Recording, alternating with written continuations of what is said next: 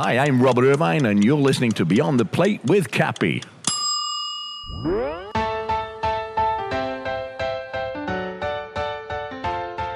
I went through a phase of, it was all about me, and it became very selfish. And I'd always given before. I'd done lots of charity work and whatever, but it was that time that I'm like, you know what, grow up. It's not about you, it's about what you can do for others.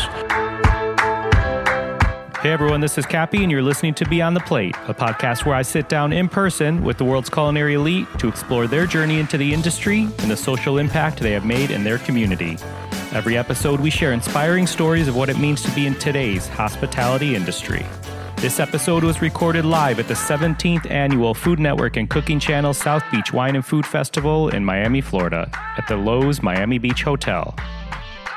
This episode is brought to you by our friends at Martin's Famous Potato Rolls. Martin's was founded in the heart of Pennsylvania Dutch country in 1955. Where is Pennsylvania Dutch country? Because I always wondered myself. It's smack dab in between Pittsburgh and Philadelphia. Martin's Potato Rolls are the #1 branded hamburger bun in America, and as I say, they can make almost any burger taste better. Hint, hint, Shake Shack uses Martin's. Martin's believes in giving back to their community through volunteering time and donating resources. They support hundreds of charitable organizations, such as food banks, after-school programs, disaster relief, and others that provide sustenance and comfort to people in need, both close to their baking facilities and abroad. To learn more about Martin's, visit their website at potatorolls.com or follow them on social media at Potato Rolls. Martin's, we thank you. This episode is brought to you by our friends at Sir Kensington's Condiments. Sir Kensington's is on a mission to bring integrity and charm to ordinary and overlooked food. If you know me, you know I love Sir Kensington's. Their award-winning portfolio includes ketchup, mayonnaise, mustard, and a groundbreaking eggless mayo product called Fabonnaise. Here's what that is. It's the first commercial product ever made from something called aquafaba. What is aquafaba? Great question. Aquafaba is actually the water left over from cooking chickpeas. It's a vegan product, and it's delicious, and I personally know chefs that love this product. So check out Sir Kensington's Fabonnaise. And, are you ready? Ranch. The ranch revolution is underway. Sir Kensington's recently launched ranch dressing, 4 flavors: classic ranch, buffalo ranch, pizza-flavored ranch, and an avocado oil ranch. It's not on shelves yet, but I needed to tease that because I'm a ranch freak. I've been handed the wording that each Sir Kensington's product is nutritionally conscious, uncompromisingly delicious, and non-GMO project verified. And I agree. To learn more about Sir Kensington's, visit sirkensingtons.com or follow them on social media at Sir Kensington's. Sir Kensington's, we thank you. Okay, back to it. For this episode, we sat with Chef Robert Irvine. What is there to say about Robert Irvine? There's definitely things you don't know because this man has like 55 projects at any given time in the works. He's a world-class chef, he's a fitness authority, and last but certainly not least, a philanthropist. Get this, Robert Irvine travels 345 days a year. That's crazy. Here's what Robert Irvine does. He seeks to inspire people. He's a tireless supporter of our veterans. You may know him from a couple of his Food Network shows. He's had Dinner Impossible and Restaurant Impossible. He has a health bar called Fit Crunch Bar. He has a food line. He owns gyms. He has a clothing line. He has restaurants. He has a tequila. This guy doesn't stop. He has 3 books. He's working on a 4th book. And he was once named one of the 25 fittest guys in America by Men's Fitness magazine. In May of 2016, he launched Robert Irvine Magazine, which is a digital magazine that has healthy recipes, fitness advice, and motivation for success in all areas of life. And he's also a tireless supporter of our nation's military. He founded the Robert Irvine Foundation in 2014 to support the veterans and veteran causes that need the most help. He gives his time by attending troop rallies and by touring regularly with the USO. I'm going to stop. There's more this guy does, and you're going to pick up a lot of this in this conversation. But for now, please enjoy this conversation as we go beyond the plate with Robert Irvine. Personal connection. I've been with you on set for some of these kids' cooking shows we've done, and I'm always impressed by your compassion that you have towards these kids? Because when you think of Robert Irvine, you don't think of a softie. For example, last night, I pretended to attack Guy Fieri, and he threw you in front of him, which I should normally be shaking in my boots, but I was like, why are you throwing a teddy bear in front of yourself? But don't say that, because the image, you'll shatter the image. Yeah. You know, I'm a roughy toughie. I work out with the military. I travel with them. Here's the thing. Kids are amazing, and we never want to hurt kids, right? So when we do these shows, and I remember we're talking about I had to throw the first child or young man off a show with Rachel, and how do you let them down slowly, right? Because that affects them in the future. I spend a lot of time with kids, so for me, I just love giving back to those kids, and they're so energetic and they're so untarnished. Hey, I like to be a teddy bear. I've got a new show coming with kids, funnily enough, in the next couple of months with CBS. But teaching kids how to do their businesses better and eat healthy. We have a new book coming out with kids. Yeah. So kids are a big part of my life. Not only do I have two beautiful daughters, but I love, and it's so funny, in Vegas 2 days ago at the restaurant, I had a woman who brought her daughter's daughter from Korea. She's active duty. Her name's Mackenzie, and in Korea, I fell in love. She's like 3 years old, this little girl. Big afro hair. She's amazing. She found out I was coming to Vegas, so she bought the Mackenzie. And when she was driving up to the hotel, she said, "That's my friend Robert," on a big, on the side of the building. And she just, kids are so impressionable, and we have an opportunity to shape their lives and give them good, better stuff. So yeah. So we're all down here at the South Beach Wine and Food Festival. What do you love most about the food down here in Miami? Well, the food scene is so good here, not only for food and wine, but Miami in general is so eclectic. And I think food, people say to me, where's the best seafood? Where's the best steak? You can't say that anymore. Right. In any city, because it's changed. We've had chefs that have worked at good places, gone on their own, come back to their hometowns and open restaurants. And I think Miami is so, if you want to get a great steak, great. If you want to get great seafood, you can get great seafood. There's no such thing as, what is Miami known for? Party. Good food and lots of it. Great Cuban coffee. I was waiting for that.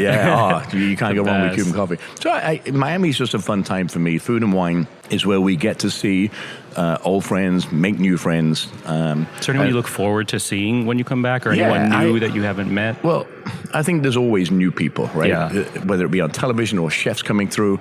But for me, it's a weekend of, hey, you get to see, Jose Andres and all the guys that I know.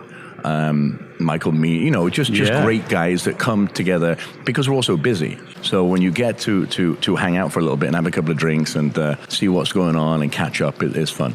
So I know you're a good friend of Guy Fieri, as we said. He's my best man. I was going to say, there was an important role. Okay, I wasn't sure if it was you in his wedding or he was your best man. He was my best man, yeah. Okay, so I'm going to flip the question I had. Is there a piece of advice that he gave you at your wedding? I don't think it was a piece of advice, but it was certainly. But it was a shot of something. It was a shot. It was. I think it was Jack Daniels, but anyway. Yeah, it's usually that or Fernet or something. Guy burst onto the scene. He's a bigger than life personality. Yeah. He's a good guy. Does great things for charities and kids and our military and Yeah, it was an interesting wedding. Yeah. We were at Charles Krug Winery, and you can't have alcohol at Charles Krug. It's only wine or anything made from wine, so sake. But we had a full bar in the crypt, kind of out the way. Him, Morimoto, Bo McMillan. It was it was a great day, and he also cooked my. The night before the wedding meal. I don't know what they call that anymore, but it was excellent. That's great. You've had Dinner Impossible, Restaurant Impossible, some of these impossible brands, but personally speaking for you, is there anything that is impossible for you? I don't like to think there is. I go into the world and kind of, if somebody says do this, I say okay. When we launched the restaurant in Vegas, we wanted to make a big splash, and how do you do that in Vegas when you've got every chef? Right. So I jumped off a 28-foot building. Literally, I rappelled off the Tropicana Hotel. And the funny part was we jerry-rigged a T-bar, so there's nothing there. We just jerry-rigged it. I said, well, we've got to have a practice because I don't know, what's going to happen. So we got to the Tropicana. I literally harnessed up. I got halfway down. and the wind swung me around the hotel, hit me against the wall, got down. I said, okay, we've got to do it again. I need it because in the nighttime, it was going to be done at night at 8 o'clock. I would rappel down, go straight into a press conference. But the side of the building was going to be used as a video screen to show Restaurant Impossible and all things we've done. So the second time I got up there was a helicopter filming. And I was trying to be incognito because we didn't want anybody to know until the press conference. Well, all of a sudden, there's more helicopters. They thought there was a jumper off the roof. So it was interesting. Yeah, I'll say. But, I don't think there's anything impossible. We try to do things and push the envelope, and sometimes it works. Yeah, sometimes it doesn't. We're going to get into some of that stuff. So right now you have a newish restaurant, as you said, in the Tropicana Hotel, Robert Irvine's Public House.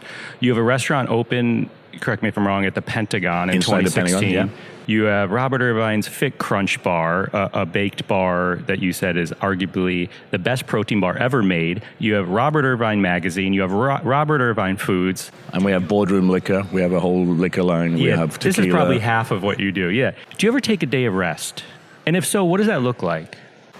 I think for me, we travel 345 days a year.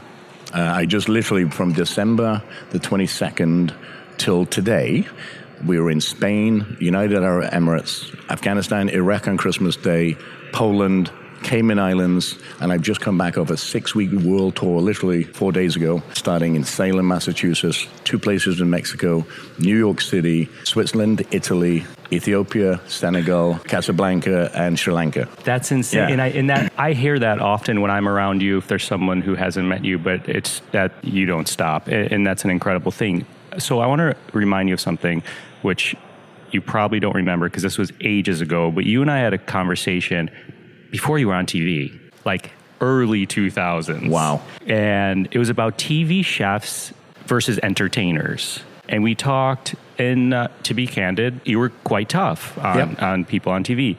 But you're on TV now, so what's changed? Okay, nothing's changed. I think there's a difference between a chef and an entertainer, a TV chef. Okay, we know what TV is. It's not real. You know, if we say we're going to make this dish, there's 1,000 people making a dish, and it's in steps, and it's already done, right? Competitions. It's not like doing a movie where you read a part, 6 weeks you're on TV, you're gone, right? George Clooney or name any actress or whatever you want. With a chef that's on TV, you're invited into somebody's house. It's entertainment or appointment television. We like Guy, we like Bobby, we like Judd, we like Rachel, we like whoever we like. We tune into them because we like them. And I think there's a huge responsibility for us that are on TV to take what we have and use it for the betterment or the education of other people. You know, it's entertainment, but it's also, we have people that live and die by the words you say. Whether it's fitness, whether it's and I know Rachel, obviously we talk about Rachel, and people trust her. And there's that trust factor that we say, okay, we're going to do this today, and this is how easy it is, and we'll go and do it. And that's a huge responsibility, and I think sometimes people on television don't remember that. You know, I did a show, a Dinner Impossible, early on in them years, and I remember Kevin Nealon was giving me this. It was a Pro-Am golf in Vegas, and I was feeding the Pro-Am players and whatever. And I never forget these young kids waiting at the rail for the golfers to come out, and it was Shaquille O'Neal and all these guys, and nobody stopped to talk to the kids. And these were like heroes of these kids. And I was so upset because they'd waited and waited and waited. They just wanted a picture or an autograph. And I know there's a lot of people out there that get autographs and sell them. These were kids. They were 4 or 5-year-old kids. You know, and I was so disappointed in. And I try now, and I have done ever since then, to make sure that I stay for the last person. Even if we do a show for 5,000 people, I will stay and sign a picture until the last person is gone. And that's been my mantra all the way along. Alton Brown, I know Rachel does it, but I think that's the people you look up to. Absolutely. And if you don't have that, and that's why I get upset with chefs on TV sometimes, because it's about them, or it becomes about them because we become famous, and then we forget where we came from. Tough, I'm still tough. Yeah. Where'd you grow up? Or did you grow up all over? I grew up in Manchester, England. I moved to Salisbury, which is a big military town, when I was 6 years old. Went to school there till I was 15 and a half. I took the Navy entrance exam at 15 and a half, joined the Navy at 16. I was so good. I was so smart. The English test was 1 to 5, 5 being the lowest in maths and English, and I got a 5.5. I never forget the recruiter. The recruiter said to me, well, I got some good news and bad news. He said, you're in the Manchester Royal Navy, and oh, by the way, you're going to be a cook. And I said, yeah, that's great. Yeah. So here I am at 52. Was there your first foray into cooking? Yeah, I did. I started a home economics class when I was 11 years old because there was 30 girls in the class, and I thought, and this is the truth, I thought that I would get a girlfriend. I made my first dish, which was a quiche Lorraine, and the girls went out the window. I was amazed that pastry, cheese, eggs, and some ham could make a quiche Lorraine and make people happy. And then I got so involved in cooking, and obviously here I am today, but I would go away on military ships. I was in the Sea Cadets before I joined the Navy for 5-6 years. So weekends I would spend on a base, a Marine base, or on a warship. So that's how I fell in love with the military, and here we are now still. I spend more time with the military. We do about 150 days a year with the military worldwide to give back and let them know that we care about them. Are you cooking when you go out there? I cook. I do a live show. We have a 2-hour theater show that we do. Oh, that's fun. There's cooking, but we'll do workouts in the morning. We'll do a meal for them. 2013, we did a meal for 7,000 folks in Afghanistan. Wow. And the biggest base in Kandahar, there was 36,000 troops in country then. The military is a huge part. Kids with cancer is a huge part for me. I want to get to all that social impact, but growing up in Manchester, was food a big part of your family? No, my mother was a terrible cook. She was? Yeah. What did the dinner table look like? Well, dinner table was, it was ground beef, mince and French fries or chips, fish and chips, curries, steak kidney pies. My mother would buy more stuff than she would make because she worked. My dad worked. My dad was a meat and potato little Irish guy. So there was nothing fancy. When I took him a quiche Lorraine that first time, he's like, what is this crap? And I did that every home economics class. So growing up was never, from a food standpoint, very good. I used to eat 2 boxes of cornflakes and a gallon of milk every day. So that was my food, even till I joined the military. And it's so funny because I wrote about that experience in a book. My mother said, oh, the book's coming out. I'm so proud of you. And I said, well, there's something I got to tell you. Yeah. There's a whole chapter about your food. And I never forget it because I asked my dad before he passed away, said, is this true that you used to like your vegetables cooked so you could drink them through a straw? And I asked him seriously, and he said, no, because that's what my mother had told me. He said, no, but I've been married to your mother for 50 years, and whatever she says, I say yes. I'm like, okay. There you go. That's so funny. We talked about you serving in the Navy and on ships and things like that. Is there anything that you learn that you still use to this day? Oh yeah, I mean the discipline and the teamwork and the leadership skills, and that's something that the kitchen uses a lot. We use it in business, but also the military is about a team of people achieving a common goal, right? And we have people in all walks of life, and that's why if you look at Restaurant Impossible, where we ask for volunteers to work. It's the same as the military. We have a group of people from all walks of life that don't know each other but have a skill set, and we have to get them all to work together to achieve that goal. In this case, restaurant was to fix the restaurant, but in the military it was to work and do whatever operations we would do. And I think that stayed with me in the 11 companies that we run. And you talk about protein bars. Somebody said to me, "Oh, you can't make a protein bar. You're a chef." It's in 74,000 locations. It's done really well. So I think the discipline, the teamwork, the loyalty, connectivity of those folks, and caring about them, and the military does that. You're a bonded team, and I think our team now, and I've been out in the military 20 plus years, is like that team in the military. You become very tight, and you live, you eat, you travel, especially the way we travel. I'm just thinking about your schedule. How far out are you? Are you booking like years out? A year, yeah. And that still changes. If the chairman of Joint Chiefs just called me and we'll go in April, we'll do a work. So we have to fit these things in. The chief of the Air Force said, would you look at Maelstrom Air Force Base, the nuclear silos, how they're feeding, because they live down these tubes. So we go out there. So anytime they call, we adapt if we can. How old are your daughters? My daughter, Annalise, is 20. She'll be here tonight. And my youngest one is 16, Talia. She just going to Temple University for pre-med. So they're very smart. They didn't get it from me. That's for sure. You do work in Philly, no? Well, we have an office in Philly. Yeah, that's what but I thought. I actually live in Tampa. Okay. Not that I'm there very often, but yeah. With chefs making not so great headlines recently, do you have these talks with your daughters at all? Like, do they say anything? They're pretty. Listen, when my kids were homeschooled, okay. So luckily, I've not been in them environments. I worked with Trump for 4 years at casinos. I've not been in that environment of a restaurant that is the way it's been in years, and why all these people have had issues. For me, and it's funny, that facade of that tough person, I've never been that approachable person, which makes it interesting. So when you work in a casino, there's the chef, then there's all the sous chefs and whatever. So you have to go through all these people before you get to me. Got it. So I've never been put in that position before. I've had lots of talks with my kids about the way they behave. Okay. Right? Because we are watched. If they're out, smoking, drinking, and by the way, they don't, because they're 20 and 16. I'm not saying they don't partake in a beer occasionally, because they do, but they're normally with me. But they're good kids. So again, people know who their dad is. Mm-hmm. So we always have this, hey, just remember when you go out, you're representing not only your family, but also the military and all the contracts that we have. So they're watched as much as I am. And they get it. Clearly, fitness is important to you. How long do you train? Do you have strict eating habits? And how do you come to a festival like this? This is a bane on my training, for sure. I normally work out 1 hour a day, and it's one body part. So I do 30 minutes cardio, and I work one body part, 4 exercises.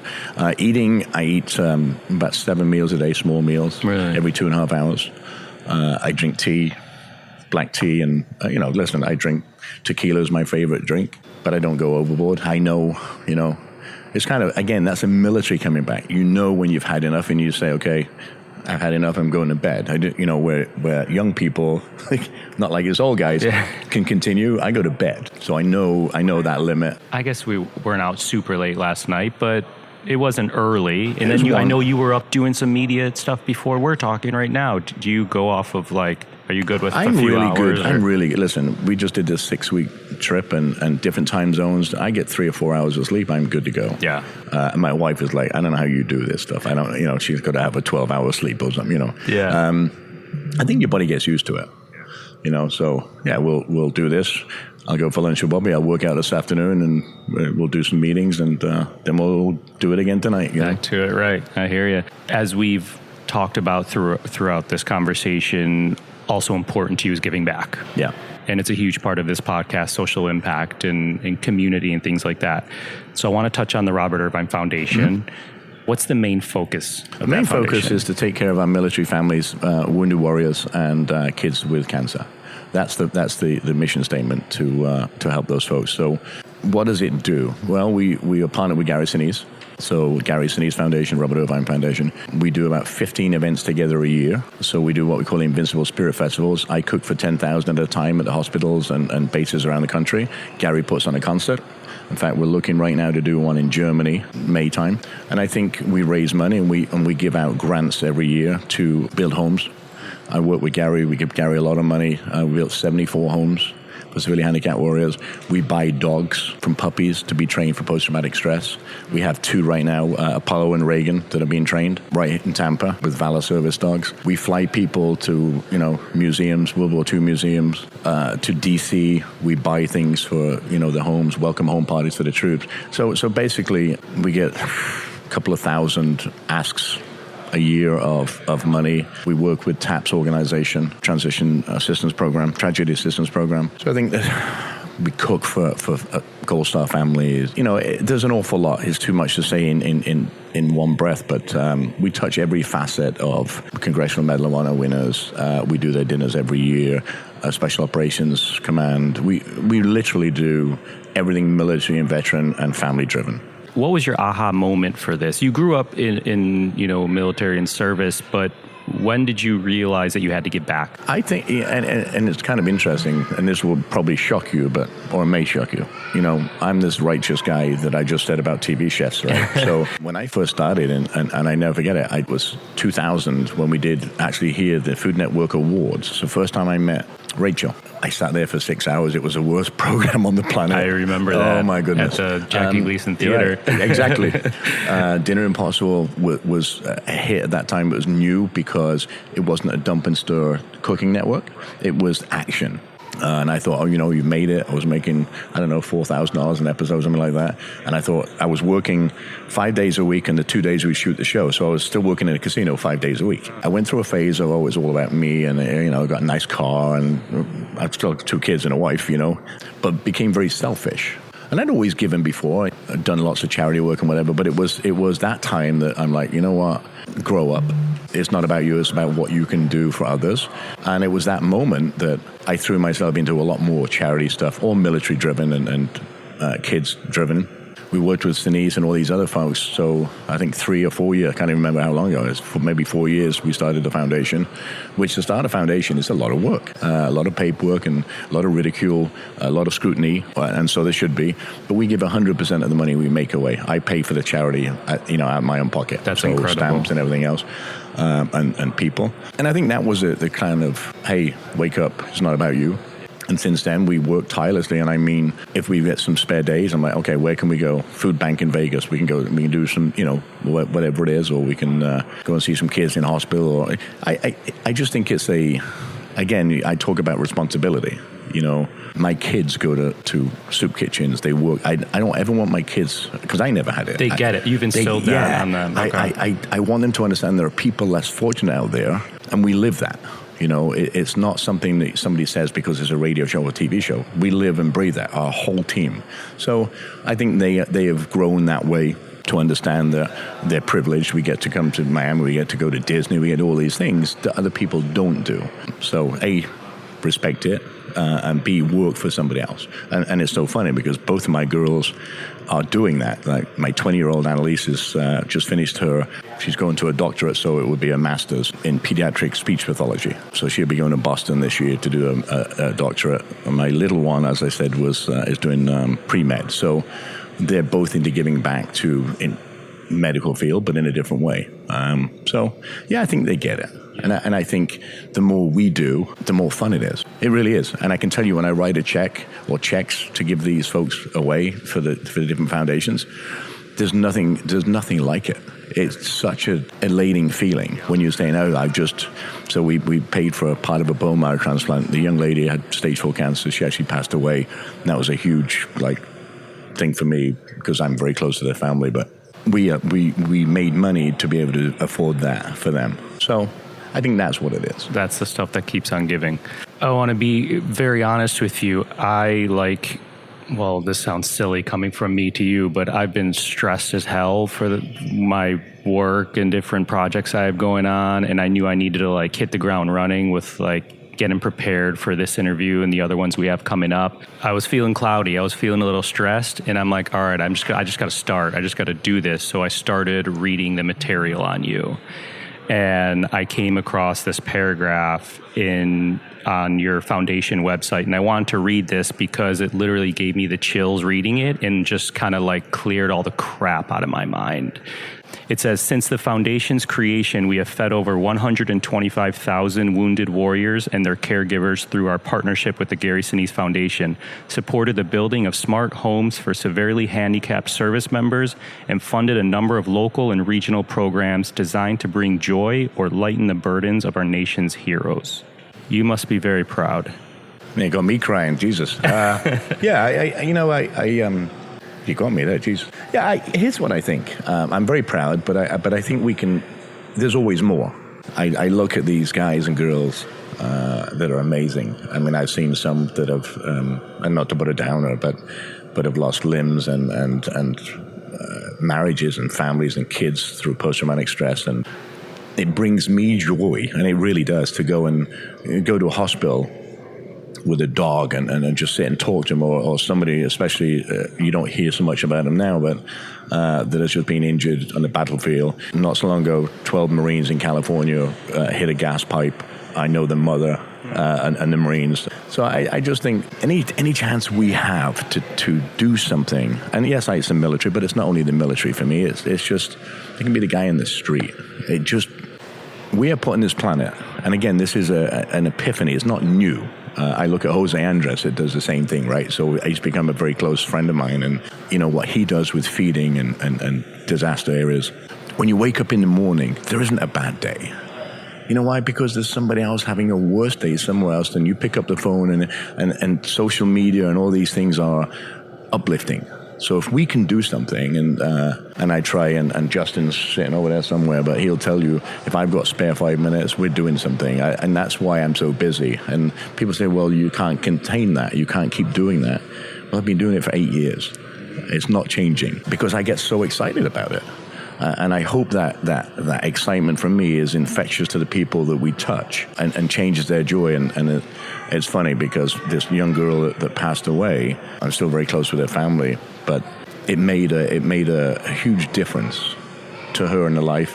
And when we did a Dinner Impossible, we were doing a Paul Newman camp as a special, and there was these are kids living with terminal illness, and just to see their faces and I had one young man who wasn't even at the camp, a 12-year-old guy came with a book for me to sign. Mark Summers and myself, we stopped the filming. We showed him around, and I said, is there something that you want to do that you can't do? And he said, well, I want to go on a pontoon boat. There's a pontoon boat literally 5 feet away from us. I said, well, why can't you? He said, well, they won't let me. And I said, who won't let you? It was the program director. I said, well, we changed that right now. The lake was 5 foot deep. I said, well, I'm 6 foot. I think we'll be all right. So I literally put him on there, his mom, his dad, his sister, and we went just pottering around for an hour. And there's something, the mom started crying, the dad started crying, the sister started crying, and he was just looking at me like, I said, look at these guys, they're all crying. What are they crying for? You have cancer. Who cares? You know, and to make light of it, instead of dwelling on it, 2 weeks after he passed away, and I get a note from his mom and his grandmom, and that's all he could talk about for 2 weeks. Yeah, I get very emotional. I'm not that tough, but it wasn't $1 million check. No. It wasn't a trip to somewhere. No. He wanted to go on that boat that was 5 feet away from you, and you sent this kid off. Yeah, it was in a pretty good way. Yeah, that's good stuff. Yeah. So you've already accomplished so much. What's the North Star for the Robert Irvine Foundation?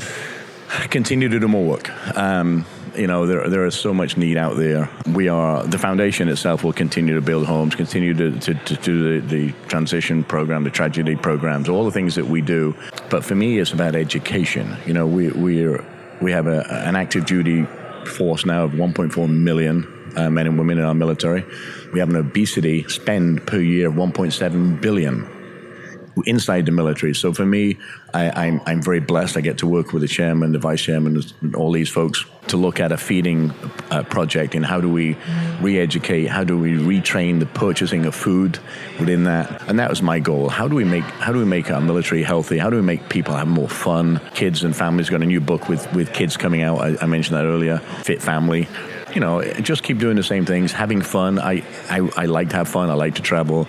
I like to be educated myself and continue to be educated. So I think it's just more of that. Yeah. Let's do a fun, quick speed round here, and then we'll close it out. What'd you have for dinner last night? I had a burger. Name a smell in the kitchen you love. I used to hate it, but now cinnamon. Ooh. Name a smell in the kitchen you hate. Bad sewers or bad fat, in the drain. What pisses you off in the kitchen? Mediocrity. What makes you happy in the kitchen? People having fun. What actor would you want to play Robert Irvine in a movie? Oh my goodness. If he could speak English, it would be Schwarzenegger. All right. What's next for Robert Irvine? Well, we just finished this trip, a new Travel Channel thing. We've got a new kids show with CBS. We've got some more Food Network shows working. The food line is going tremendous. We just launched iced tea and protein powders. We'll continue to purchase gyms. We have gyms, clothing. And again, all these things, we take a percentage of all the products that we do, and it all goes into the foundation. So again, the more we do, the more we help people. And I just think continue having fun and living life. Awesome. Thanks a lot, man. You're incredible, and it's really a joy to hear from you, and I'm really excited for people to check out this episode, because for those who don't know what you're up to, I think their eyes are going to be wide open. Yeah, and we don't really talk about it. People say to me, why don't you tell us more about all this stuff? And I'm like, well, it's not about me, it's about other folks. And I don't ever want my charity work to be the headliner of Robert Irvine. I just want people to go out and make a difference. If every one of us, right, did one good thing for somebody less fortunate every day, our world would be an amazing place. And it doesn't have to cost money. It could be listening, helping people across the road, opening a car door, just saying, hey, tomorrow's going to be a great day, and give them a hug. Perfect. Thanks, man. All right, man. I appreciate it.